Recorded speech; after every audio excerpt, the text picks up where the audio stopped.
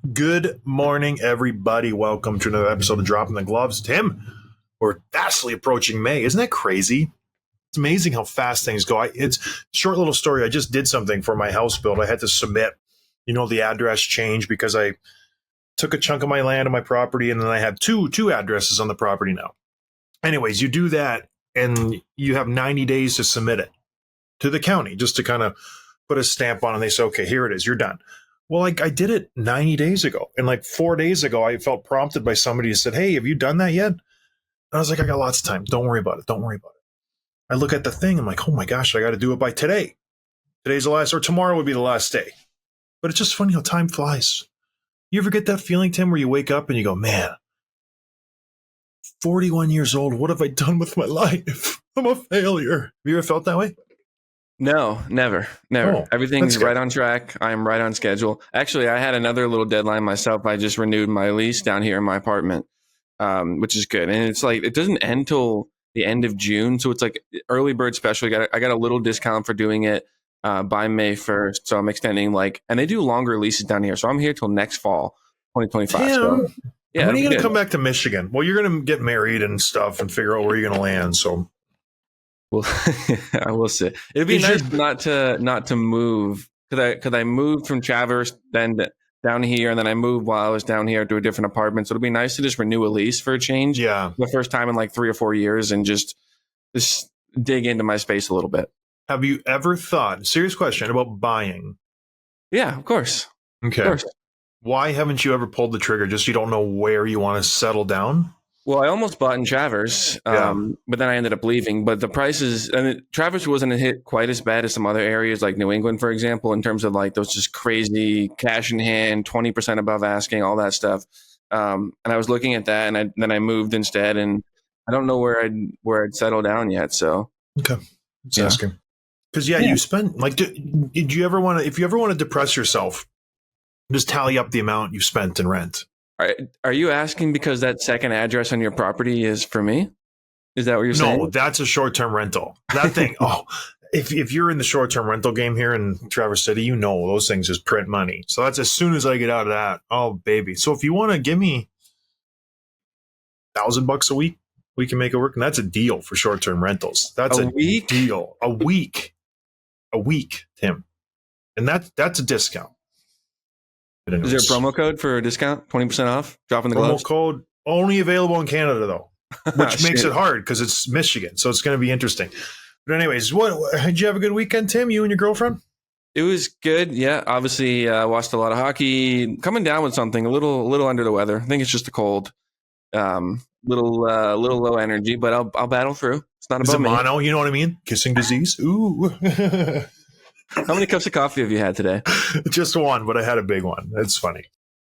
Very funny stuff. Well, I had a good weekend. I went to, not that you care, but I'll tell you, I had a nice alumni game down in Detroit, Michigan.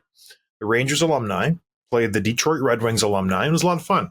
A lot of familiar faces, guys I haven't seen in a long time, kind of chopping it up a little bit. Chris Nyland, Brian Scrudland, Sergio Momesso, the older crew. I got to meet some young guys. Patrick Eves, Danny DeKaiser was there, Matt Hunwick. So Darian Hatcher, Darren McCarty, those types of players, Dino Ciccarelli.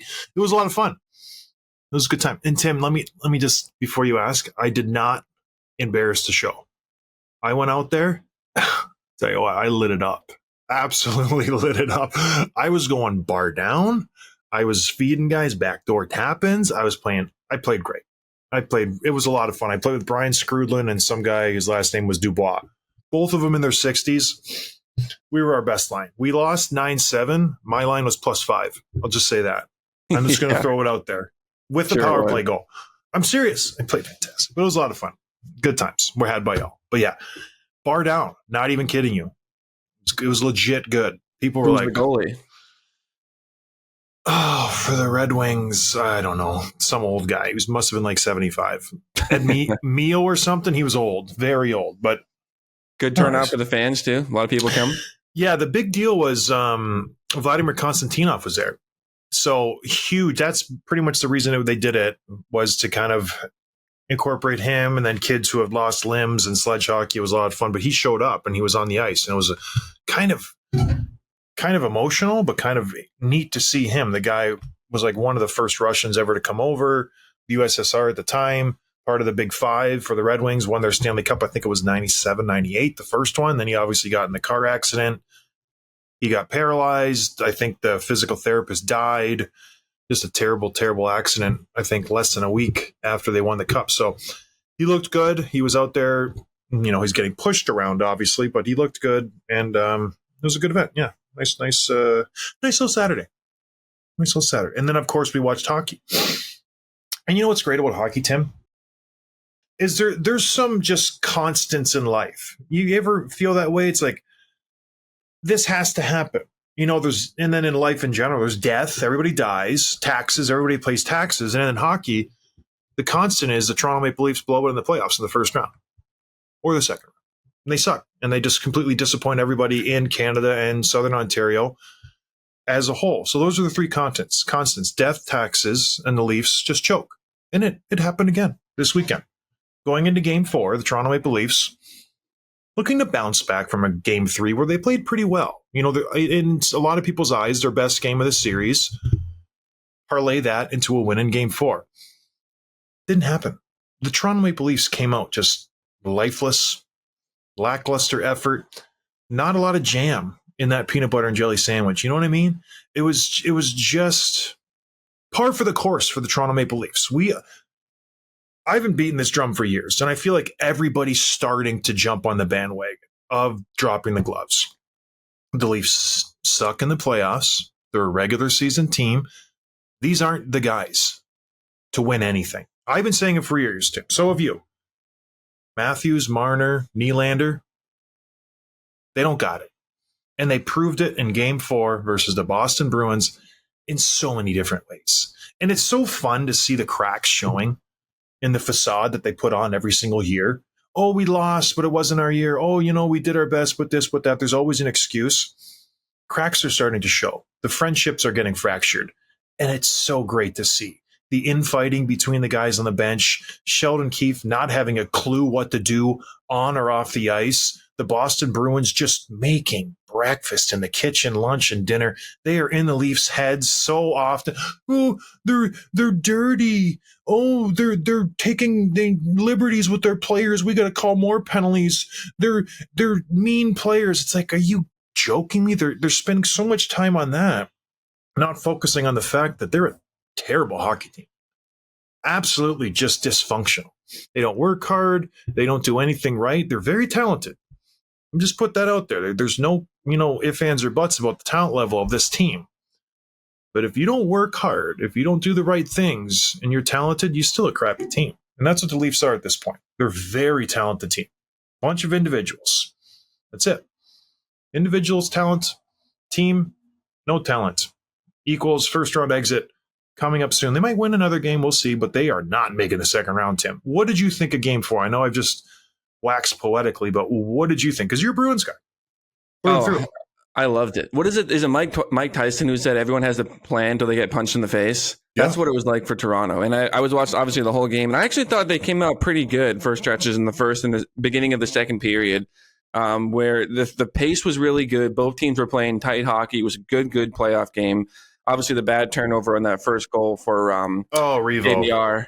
JVR. Yeah, great pinch by the rookie Mason Lowry there. But it was a close game from most of the early stretches of it. And Boston was just a shot better, a step better, just a little bit better. But it wasn't like what it turned out to be. And then the second period comes around, it's 2-0, and then just that late goal with less than a minute or so left in the third. Yeah, with Marchand and 2-0 with Pasternak, and then the crowd starts booing. The Boo Birds came out, and you know that this is when you get punched in the face. The plan disappears. You start pointing fingers. You start chasing. You start thinking about yourself. And it just showed, like, all the clips that are going around of Marner and Nylander. There's a great clip where Nylander was behind the Bruins, or his own net, little scrum behind the net, and Jesper Boquist kind of shoves him, and Nylander just looks at him and stands, and he steps away like he's expecting a call, or maybe he's not right. He's got the injury in the head probably, where he's like, I can't engage with that just for my own protection. But the puck's going the other way at that point. You know what I mean? They just don't have an answer for it. Brad Marchand has 8 points in the series. That's more than Matthews and Marner and Tavares. I'll throw Nylander in there combined. not each, combined. And it's beautiful. I was watching the game, reading Twitter, just refreshing my feed, even after the game before I went to bed. Biggest smile on my face. I couldn't get enough. I'm like, okay, well, who else has to say something? Here's a tweet from Biz. Here's a video from Jay Rosehill. Here's even the Leafs fans imploding and talking about their offseason plans. I absolutely loved it. Couldn't get enough of it. The biggest takeaway from me and why this team has no chance of winning is between period second and third, they start the period and it's Marner, Domi, and Bertuzzi. It's like, are they benching Matthews? Second line comes out. It's Tavares, Nylander, somebody else. Third line, maybe. Nice, yeah. Third line comes out, no Matthews. Fourth line comes out, no Matthews. He didn't come out for the third period because he's sick. And now I don't know the ins, ands, or buts about sickness and this and that, but it seemed to me he played fairly well the first two periods. He was out there. So I don't know what happened, but to me, I'm a hockey player. I played for many years. In my eyes, do you want your best player just to pull the chute mid-game when things aren't going well? Because my question is, if they're up 3-0 and he's got 2 goals, he's out there for the third period, right? Like he's showing up on that bench. He wants that hat trick. He wants to enjoy the win. They're down 3-0. Things aren't going so hot. I'm not coming out for the third. I don't feel good. My tummy hurts. I don't feel like it. I'm not 100%. Is that the type of player that you want leading your team? Is that the type of player that you want to invest in long term? Tim, I've said it for years. Everybody, oh, you don't know anything. You're a stupid goon. This guy doesn't have what it takes to win. You watch how he acts, his mannerisms, just how he carries himself.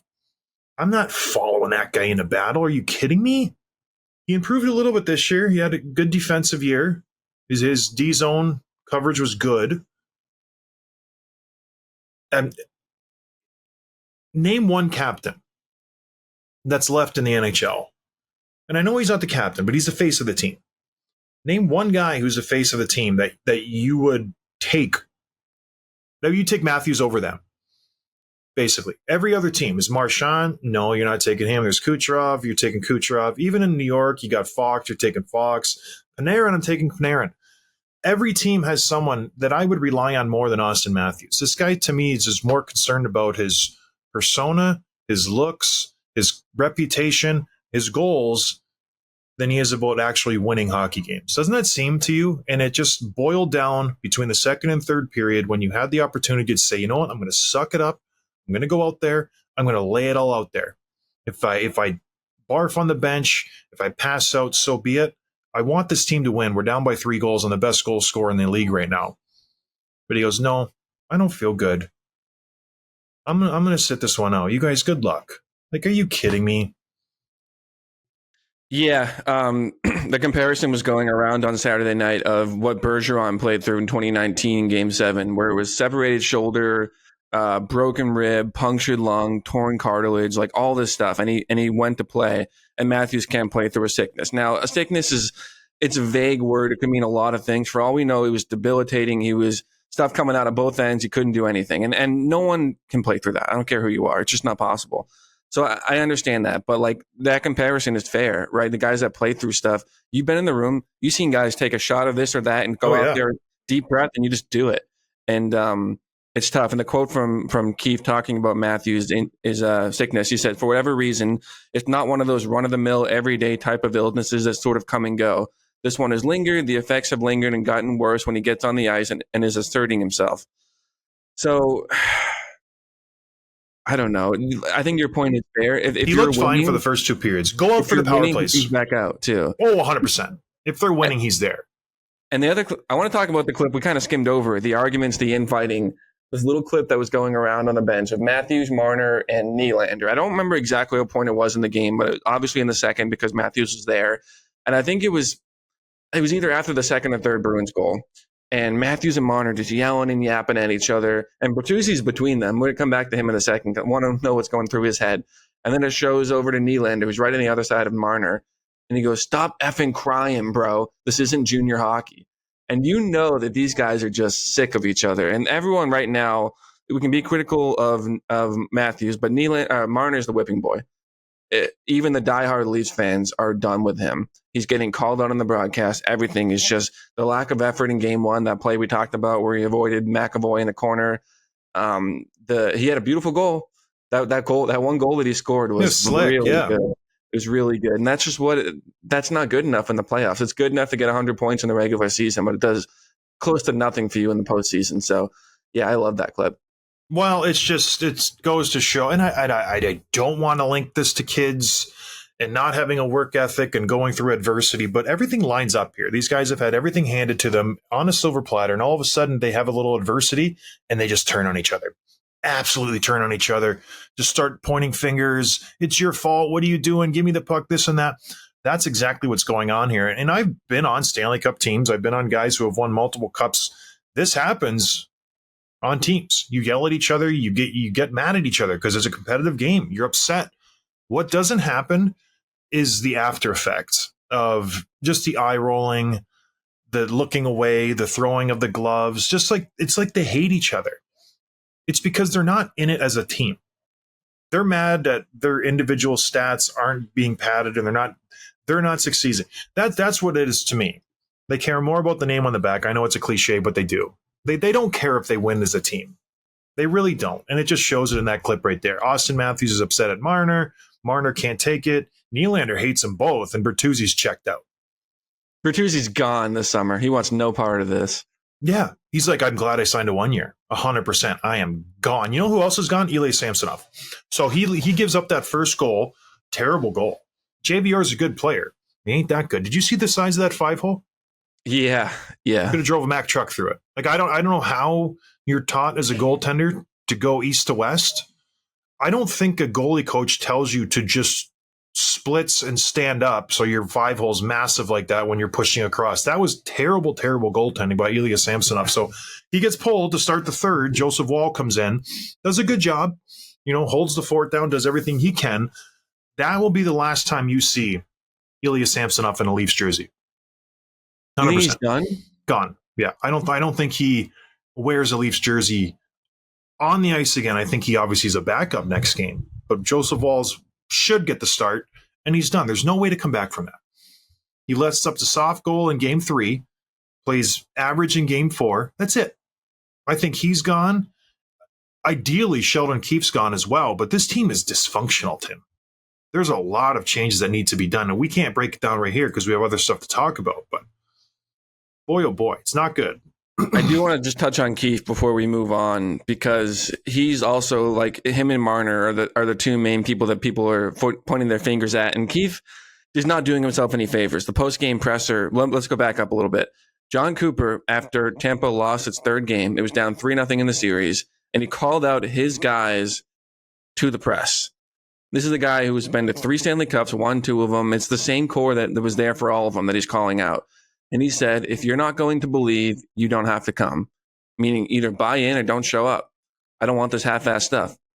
That's what a coach says. That's what a good coach says. Now, being 3-1 in the series, losing both games at home, guys yelling at each other, and Keefe said, nothing wrong with our effort level here tonight. Guys are competing. Guys are trying. It's a good team over there. It's limiting us. You can question a lot of things, can't question the effort. Can you get more tone deaf? You know what I mean? Is he a moron, or is he dishonest, or both? It's crazy that he would say something like that. He's not good at the press conferences. I don't know what's going on. He really misses the mark a lot of the times. And right here, it's completely off the mark. If John Cooper nails it, obviously, that's the cookie cutter answer. It's like, if you don't want to show up and compete, don't bother coming to the rink. Okay, yeah, I get it. You're a hard ass. Everyone's showing up. So that's goes without saying. And then Keefe just, like, does he have a backbone? Does he have a spine? Or is he worried about his job for next year? And he doesn't want to critique the top guys because he knows this series is done. And if he just starts throwing daggers at Matthews and Marner, in the offseason, you have your exit interviews. They're going to say, we don't like this guy anymore. We want him gone. And who holds the power in that team? It's those guys. So I think he is playing a little bit of both sides, where he wants to win, yes, but he wants to coach next year for the Leafs. So he's trying to hedge his bet and say, well, you guys did good. It wasn't your fault. Boston's a good team. Just like Pete DeBoer did with the Dallas Stars last week, where he said, oh, Vegas, No one beat them last year. We're not, we're doing our best. What do you guys want us to do? They're pretty darn good over there. We're trying, you guys. Trust me. Did you see us? We're trying our hardest. And if you can honestly look in the mirror and say, our guys are competing, our guys are trying, and mean it, then maybe he's just not good at evaluating games. Because that's furthest thing from the truth. If you watch that game, any reasonable person who knows hockey knows that the Bruins outworked the Leafs that game. And they have every game this series. So I just don't know how he gets off saying that. I think it's a self-preservation move where he knows he's on the chopping block and he's trying his best to make good with those guys. So I know. And he just signed an extension to him. So he's there. He's locked in. But they print money in Toronto. They don't care who they're paying. I think they're still paying Babcock. They are. So it's not a huge deal for them to fire him. That's the norm. They could care less if he signed for 5 more years. So the Toronto Maple Leafs. It's so fun to watch, but it's so frustrating to talk about because the solution's attainable. You just they never do the smart thing. They really never do. Last night, I thought I was going to do a Toronto hit piece today, like with not a hit piece, an interview with the Fan 590, but I responded too late. But as I was, prepping, I was going over the list of players they've gotten, at free agency and this and that. And they've gone out and they've gotten, Tim, dozens of players over the years since Lou Lamoriello. And it's funny to go back and look at Lou Lamoriello's moves when he was there. 2 years with the Leafs. Well, I only went back to 2016. He brought in Brian Boyle 1 year and Thomas Plekanec the other year. That's it. That's the only moves he made. The guy just hates trading. But then Dubas comes in 2018, gets Jake Muzzin, fantastic trade. He gets injured, doesn't really work out. He gets Nick Patan also. Jack Campbell the year after, pretty good trade. Kyle Clifford brings in Nick Foligno, David Riddick, and this is all at the deadline. These are all deadline trades. The next year, Ilya Bushkin, Ryan Dzingel, Travis Dermott, Giordano, Colin Blackwell. Huge deadline. Brought in some grit, some sandpaper, shut down defenseman on the back end. Everybody thought that was fantastic. Didn't really work out last year. Bring in Jake McCabe, Sam Lafferty, Ryan O'Reilly, Noel Chari. This year, bringing in Joel Edmondson. They're trying to bring in guys. And at what point, if you're Kyle Dubas, if you're Brad Trevelyan, if you're Lou Lamoriello, you shuffle the third and fourth lines. This is, I think, the 4th or 5th iteration of guys in the third and fourth line, third and fourth or second and third D pairings, and you still have the same result. At what point do you go, it's the top line? It's the first 2 lines. And if any of the guys they brought in wanted to stay, did Ryan O'Reilly say, hey, you know what? Bring my next contract here. Is Bertuzzi going to stay? Like all those other guys, they're one and done. I know some of them got traded or didn't get brought back, whatever, but many others have had opportunities to be part of this and they haven't been. So it'll be interesting with Bertuzzi to see what he does. Because there's other guys they brought in like Thornton, Marlowe, Reeves, Simmons, like a lot of other guys. Spezza, yeah. So it's interesting. At what point? Is it this offseason that they finally say, we have to break up the group? And I know Tavares is leaving, so that'll mix something up. But he still has 1 more year on his contract for $11 million. Like, when do you say enough is enough? I've started thinking about off-season checklists. We're going to have to do an episode on that when they get eliminated, which will probably be, if not tomorrow night, then Thursday. And just think about what needs to happen, because it's an if, when, not if question at this point. Well, Marner's up next year too. He's in his last year of his deal, and he's going to want $12-13 million. You trade him. And I thought he was the best out of all 3 of them. If I was going to build a team, I would have picked him. But you can't keep re-signing these guys. Willie's locked up long-term. Matthews is locked up long-term. And you want to re-sign Marner? Trade him. Get some defense. Like get rid of him. You can't keep doing this to this team. And it would be fun if they did. But anyways, anything else on this team? The only other thing I wanted to mention was just the fact that, and this is the 8th year of the Matthews Marner core, and I think it's the 7th straight year they've been in the playoffs. At no point in any of the series that they've ever played have they had a better goalie than their opponent. Not once ever. And you go back and look at the matchups, it's like they just never had a great goalie. And it started with Freddie Anderson, then Jack Campbell, and then Samsonov and a couple other guys that just squeezed in between. Is that a fair argument in their defense where it's like, okay, Matthews can score a bunch of goals, Nylander did great in the playoffs that 1 year, like, is it not their fault to some degree when you look at not just this year, but the bulk of work, the fact that they've never addressed the goalie problem? Well, do you want them to go out and spend $7 million on a goalie? They don't have the money. Yeah. Casualties of war. And when Dubas came in, he was an analytics guy. He was a burner type guy. He wanted a fast team. He wanted to get up and down the ice. So he got his guys, and that's kind of how he ran his team, which is so funny. He gets these guys, and then you don't have defensemen who can keep up with them. I never understood that either. You have Morgan Rielly. He's good. He's not the most offensive defenseman out there by any means. I never understood his reasoning. You have these top guys who want to run and gun, but then you fill out the back end with Morgan Rielly. And don't get me wrong, Morgan Rielly's good, but he's not an offensively gifted defenseman. And you fill it out with Jake McCabe and Liljegren and Edmondson and Giordano and Lyubushkin and Benoit and TJ Brody. Which one of those guys would you want joining the rush? None of them. Absolutely none of them. Why not? You invest so much in your offensive power up front. Do it on the back end. Right? Go out and get a puck-moving defenseman. I don't care if it's Anthony DeLangelo. Somebody who can keep up with these guys, who can make a good outlet pass, and then jump up in the rush. How often do you see a Toronto Maple Leafs game when it's a 4-on-2, a 4-on-3, the fourth man coming in the rush? Absolutely never. Watch a Colorado game. Watch a Nashville game. Watch a Tampa Bay Lightning game.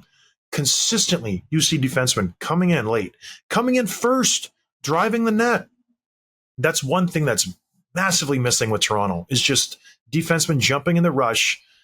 And I don't care which GM. They really missed the mark on that one. They just loaded up on the back end with Hainsey and Bogosian and all these big tough guys. And it's like, you guys, this is a different game. You can't do that. You can have a couple guys, maybe the 5-6. Your top four have to be puck-moving, fleet-footed defensemen who can jump up in the rush and be a threat. I don't even think Morgan Rielly's that much of a threat. The guy ain't fast. He's got good instincts. He's got good hands. He's not going to bust past anybody. You know what I mean? Go bring in an Erik Karlsson. Go see if that works out. He would be great on this team. What do I know? How about Marner for Karlsson? Give Crosby a winger. Dubas, you have familiarity with the GM in Pittsburgh. Now that would be a trade for the ages. Oh my gosh, that's really funny. But I don't know. They have a lot of questions to answer in Toronto, which is bizarre because they finished fifth in the league, fourth in the league in total points.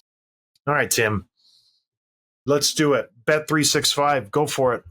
Well, we announced this on Friday. I'll tell you guys again. Bet365 is the official sports betting partner of Dropping the Gloves, and perfect timing with 2024 playoffs in full swing. We'll be here every week to provide Bet365 all the news, analysis, lines, and betting options for the playoffs until there's just one team remaining. Bet365 is the largest sports betting platform globally. Open an account with Bet365 today. Use promo code HOCKEYCA, all caps, to bet on a huge range of markets. So whatever the sport, whatever the moment, it's never ordinary at Bet365. And I thought it'd be a fun discussion to talk about the 4 or 5 series that are down to 3-1. And let's use a little bit of sports picks here through Bet365 to talk about whether these series are over or whether we're going to see game 6 and 7. Let's do it. Which one do you want to start with here? Let's start at the very top. This is the quick one, I think. I went 3 for 4 on my picks on Saturday. This is the one that I got wrong. I thought Carolina was going to sweep the Islanders. They didn't. The Islanders showed up. They had a good game 4, won in overtime. Do you think this one is going to be over in game 5 going back to Raleigh, or do we see this extend further? I think it's over. It was a nice win. What was it? A double overtime win with the New York Islanders. I think Carolina closes it out right here at home, which is nice. Get the fans excited. The Hurricanes are just good. They're a very good hockey team. Islanders, it was a good run. At least they got a win. That's more that can be said about other teams. But Carolina is just too strong. They're a juggernaut. What do you think? Yeah, agreed. Okay. I don't think it'll even be close. I mean, 4-1, maybe. No, I think it'll be closer than that. Islanders are Varlamov stepped in. He's been playing really well. Sorokin faltered, so he played lights out last game. 42 saves, I want to say, something like that. Yeah, I don't know what's up with Sorokin. I don't get it. Those Russians, they're always confusing. I don't understand it either. But this Russian's good. Varlamov, I like him. So they're a veteran team. I don't think they're going to go down, with a whimper. It'll be a good game, but Carolina's just they're better. What can you say? You got to tip your hat to them. Tampa Bay Lightning down 3-1 in the Florida Panthers. They answered. They won game 4 at home, which we thought they would. We thought they'd win both games, but they picked up one. They're moving back to Florida Panthers. What do you think? Any chance of Tampa Bay extending this series, Tim? I do think there is. I think Tampa wins Game 5 tonight. Or is it tonight? Yes, tonight. Tonight. Sergachev came back, which I thought was kind of crazy. He was not expected returned. to. I think you were looking for returned. Yeah. He broke his fibula not that long ago. I saw a little tweet that they showed him while he was in rehab and working out clips of Stamkos doing the same thing a couple of years ago, and he came back and that inspired him. So, which is that's what a leader does. It's pretty neat. So it's the tibia fibula. Which one is which? Is the tibia the shin bone? Yeah, and the fibula is the one behind it. Yep. Okay, so maybe not that important. Well, it's still painful. Yeah. Out of the 3 bones in your leg, though, that's probably the one that maybe isn't as important. It is, yeah. No, you're right. It's not as important. I remember I played with Curtis Foster in Minnesota when he broke his femur. That's the word. I can't even think about that. Biggest bone in your body, and it was a spiral fracture. Oh, the scar on his leg. I tell you what, and we would work out in the summer. His other leg was massive, like massive compared to his injured leg, but he came back. Boy, oh boy. Talk about a recovery. And talk about the hardest shot from a guy I've ever played with. Him and a guy in the AHL named John Ah. Those 2 guys, when they would miss the net, it would just be boom, like you would feel it in the boards. It was incredible. They never really hit the net, but when they did, the poor goalie. My goodness. So anyways, you think Tampa Bay is going to win Game 5? I do. Yep. I do too. I hope this one's go 7. I think that'd be fun. Florida's just pretty stinking good, but Tampa Bay, I think they hopefully have a little momentum. I'm going to stick with you, Tim, which I usually don't do. But I'm going to go with you. Tampa Bay will win. All right. Nashville. They're down 3-1 to Vancouver. Should be 2-2. We talk about choke jobs and the Toronto Maple Leafs and this and that. This, by far, the biggest choke job of the playoffs so far. You're up 3-1 with 3 minutes left. That's it. Game over. Lights out. You're at home. The house is rocking. The guys are feeling good. You have last change. Everything's good. We're gonna tee this up for 2-2. Go back to Vancouver with the momentum. Brock Besser said, "No way. Have you seen this face?" He said, "I'm going to score 2 goals real quick with the empty net." 2 empty net goals from the Vancouver Canucks. What stings with this one with the Nashville Predators? They had an empty net, backhand, wide open net, hits the post. I don't know who it was. I think it was Sissons. Colton Sissons. I bet you he didn't sleep well that night. Wide open net. Nobody even defending it. Quinn Hughes, for some reason, was playing the pass. I don't understand that when it's an empty net, you play the pass. But he just gave him the shot, and it was a good decision. Colton Sissons hits the post. They go down. Brock Besser gets the empty net goal. There was a photo of the shot came from JT Miller. And there was 3 Vancouver Canucks sitting in front of UC Saros, and no Nashville Predator guy was around. One was trying to block a shot. One fell down. And so it was legit. It was Zadorov, Brock Besser, and somebody else right in front of UC Saros. No Nashville Predators guys in the area. It was just an interesting picture. It was like that picture in Buffalo, and I was on the team. They were chasing a Toronto guy, and all 5 of them were perfectly lined up. Oh, like a bobsled team. And I'm like, I was on that team. I'm like, you guys, what are we doing here? But anyways, so Nashville, unfortunately, down 3-1. Vancouver has the 3rd string goalie in net, mind you. Casey DeSmith goes down at the end of the game, doesn't return for Game 4. Thatcher Demko's already been out, ruled out for the playoffs. And this Arturs Silvas, 10th NHL start, played fantastic. 30 saves, some big saves too, mind you. Played really, really solid. Who do you think is winning Game 5 in Vancouver? Tim, give it to me. 3rd string goalie. Man, I really wanted this one for Nashville just because that was your best chance of making this a series, because you're facing the 3rd goaltender. You're up by 2 goals. You get the empty net opportunities. You don't bury. So there's a great shot of Jeremy Lauzon just devastated on the bench. I think this series is over. I think that was the best chance of giving it a shot. I think we see this over tonight or tomorrow night when they play Game 5. I bet 365 pick is Vancouver is going to take this one. Isn't it funny how life is it literally is a game of inches. Colton Sissons' shot is half an inch closer to the net. It's game over. It's game 4-2. The game is over. 2-2 series, and there's a good chance we win. It's amazing. Just that one sliver. Just think about that, everybody. When this show is over, I want you to just close your eyes and think about that. How important That one minuscule moment. Guys aren't going to get contracts for next year because of that. It could affect their livelihood. Guys are going to get opportunities from the minors because they didn't get past the first round. Just think about that. One split second, the touch of his wrist, if he wouldn't have gone that extra little bit, he'd be a hero. Did you see the Zadorov hit on Roman Yossi? I think it was in the first period. Go check it out later. Big body hit, and he was giving it to him after. It was a great play. Zaddy's a stud, man. I like that guy. And good on him being out there 6-on-5. Canucks threw him out there, and then he goes right to the front of the net. What a just a pimp. I like that guy. All right. Surprising one for me. Yep. LA Kings, Edmonton Oilers. Series tied 1-1 going back to LA. Edmonton just dominates game 3. Absolutely asserts their dominance, and which was impressive because McDavid and Draisaitl didn't really score that many goals in game 3. It was the secondary cast who picked up the scoring, the load, the Holloways, those types of players. Game 4, 1-0. That's it. 1-0 game. And I said this during the Bleacher Report. Stuart Skinner is going to be their best player. Could be. He played lights out. Stewie gets a shutout. Fantastic game for him. The Edmonton Oilers. Good game for him, and I'll tell you why this was a big win for them. It proves they can win these types of games. Going back 3, 4, 5 years, if Edmonton had to win a playoff game, they had to score 4 or 5 goals. Try to go find a game where Edmonton won 1-0 in the recent past. Maybe I know Mike Smith had a shutout a few years ago, but I think they put up 4 or 5 goals. Like this is a big win for them. Corey Perry said it after the game. He's like, it's good for this group to know that we can win these types of games. A defensive battle, buckle down, you get 1 power play goal, and then you just hold on to the end. So big win for the Edmonton Oilers. Fast forward to tomorrow. They play game 5. Do they close it out at home, Tim? Does LA have any hope? No, I think they do. I think we see a classic Connor McDavid game. 3-4 points. I think this one goes away. I do the scene, and I was surprised that we got here. I'm surprised that we're here. I thought we'd see 6, 7 games like we've seen in the past, but now that we are here, I do see the Edmonton closing us out in 5.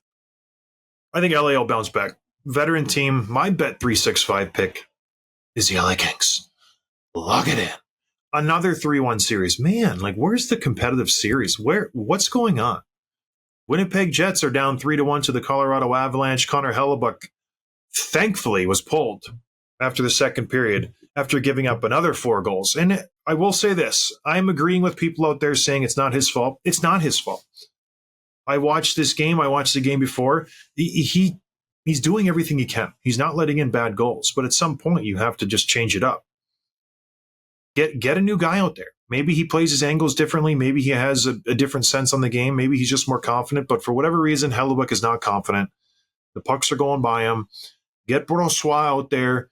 They finally did for the third period. He played okay. Who knows what's going to happen in Game 5? But Game 5 is tomorrow as well.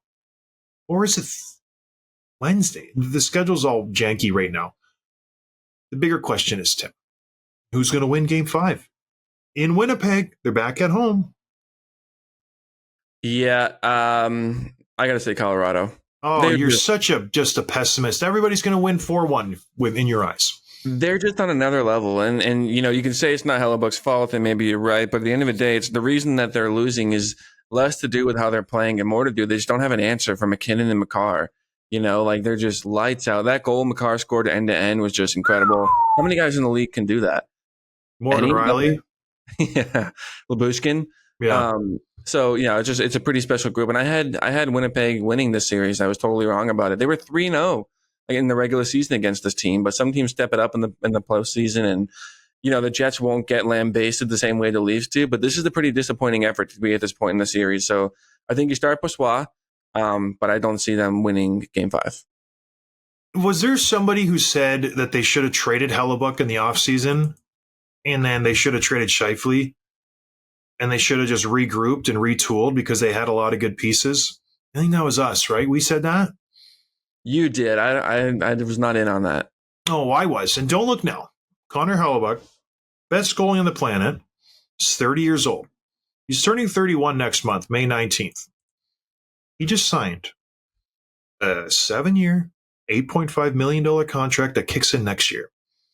So he will be 31 years old, making $8.5 million when the contract ends, Tim. What's 7 plus 1? He'll be 38 years old, making $8.5 million.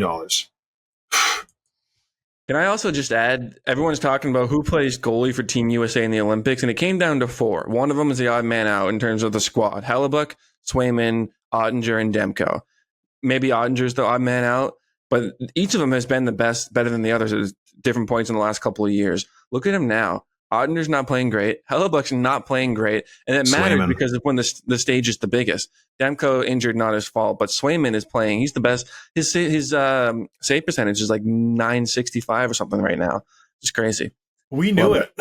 We knew it when we had him on the show. You knew it, Tim. You said, this guy's special. Keep an eye on him. Allmark's going to be gone. I said, you're crazy. But look at him now. He's a stud. And he did play game 4. He played pretty good. All right, should we talk about the one series that's over? Yeah. Again, you don't want not to? A surprise. No, I will. It's not a surprise. There's just not a whole lot of exciting and positive stuff you can take away from this.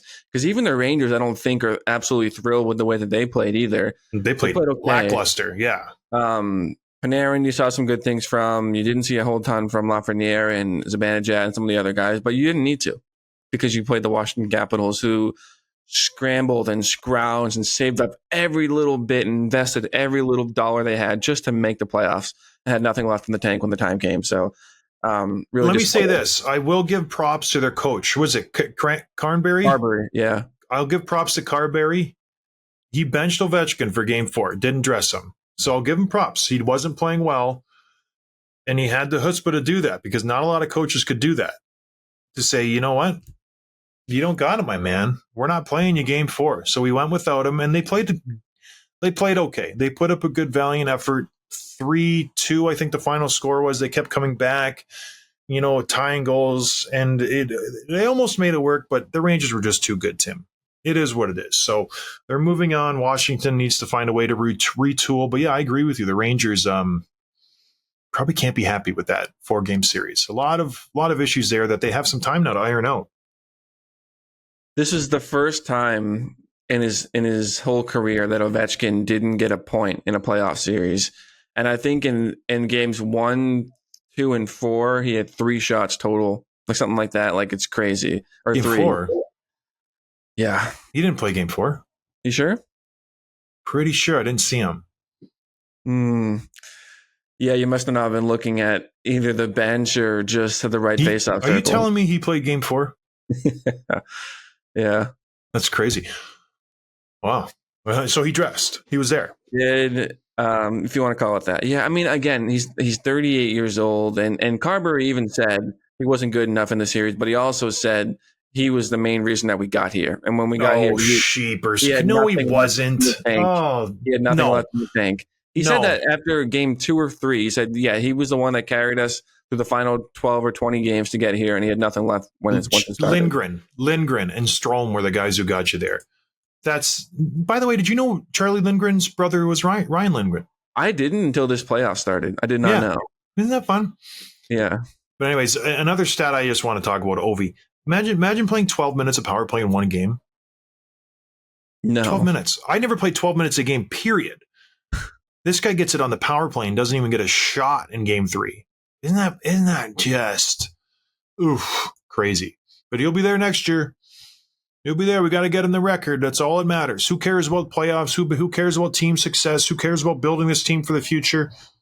All we're focused on is getting this guy the stupid record. That's it. You think Wayne Gretzky would want that in his final years? Guys, I just want to extend this record. Just give me the puck. It's very important. It's so dumb. It's so incredibly dumb that they're doing this. Next year, how many goals is he behind? How many goals does he need? Like 40 something? 41, something like that, yeah. After watching these last 4 games, how many does he get next year? But don't you think he has another 12 goals in 10 game stretch? Because we thought that, and then he I know he does wrong. Yeah, he does. I think he takes steroids, and he just took them before that little stretch. I'm joking. I don't think he does. All right, moving on. There's 2 games tonight, Tim. Let's do some picks. Who are you taking? Florida, Tampa Bay, Dallas, Vegas. I think you already told us you think Tampa Bay is going to win. Yep. And then Dallas, Vegas. Big game, 2-1 in Vegas. This is only game 4. I'm going to go with Dallas again. Ooh. Yeah, I remember I have this team in the finals. This is the team that needs to win if they can get by Vegas. Logan Thompson is playing absolutely incredible. Yeah. I think Ottinger called me, said he looks like HOCKEYCA out there. And Vegas obviously is stacked in front of him too. So it won't be an easy game, but I do like Dallas to tie up a series. Yeah, I could see it going either way, but it's tough to beat Vegas twice in a row at home. That's a tough one. But they have had 2 days between games, so that helps the Dallas Stars.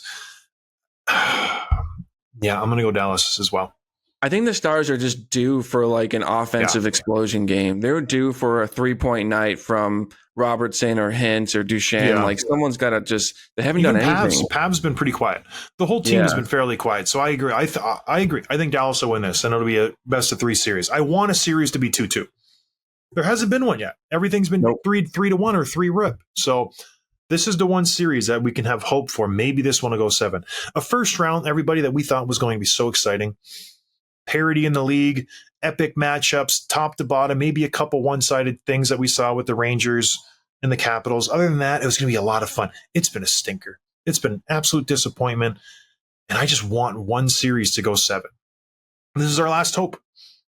All right, everybody. Thanks for sticking around with us. We appreciate the support. Anything else, Tim? No. We'll catch you guys on Wednesday. Did you get another haircut? No. Well, like 2 weeks ago. Looking a little tight on the sides. I like it. All right. We'll talk to everybody on Wednesday. Thanks for being around. Thanks for listening. Cheers. Thanks for listening to Dropping the Gloves with John Scott, a member of the Nation Network of Podcasts. Subscribe wherever you get your podcasts from to never miss an episode.